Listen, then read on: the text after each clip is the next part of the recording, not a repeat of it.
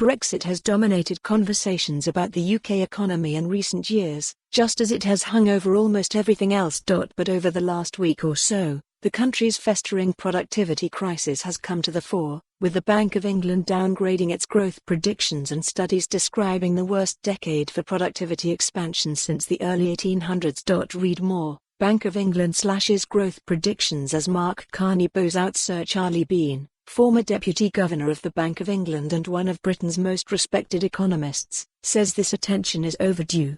Brexit is small beer compared to the UK productivity slowdown, he says, which is the country's biggest problem and even has the potential to undermine consent for British capitalism. Few people are better placed than Bean, 66, to talk about the issue. He was a professor at Stanford and the London School of Economics before arriving at the bank in 2000 and has held roles at the Treasury. He is now the top economist at the UK's Office for Budget Responsibility, OBR.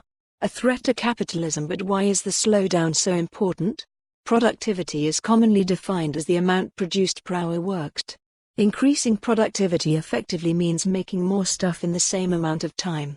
It makes an economy richer and lets wages rise and prices fall. Without it, long-term growth can only really come about through longer working hours or by dragging more people into the workforce. This is exactly what's happened in Britain over the last decade, Bean says. Unemployment has fallen to record lows, but productivity is now 20% below its pre-crisis trend, having flatlined since 2008. The BOE says this has severely limited the UK's growth potential. As the economy has failed to become more productive, Britain has undergone the longest period of stagnation of real wages since before the Industrial Revolution, Bean says.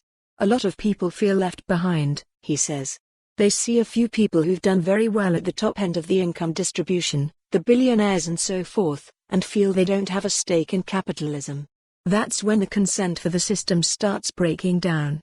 People start looking for alternative ways forward, alternative policies, that, actually turn out to be destructive. Two productivity crises. So how does Bean explain the UK productivity crisis?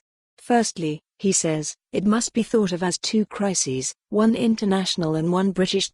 Productivity has also slowed in the US and Europe, puzzling economists the world over. Of the various profit explanations, Bean speaks positively of economist Thomas Philippon's argument about corporate power. Economies are becoming dominated by large companies, he says, the likes of Google, who have less incentive to innovate and a lot of incentive to take over competitors as soon as they come up with a bright new eye. For more on this story, visit the news article link.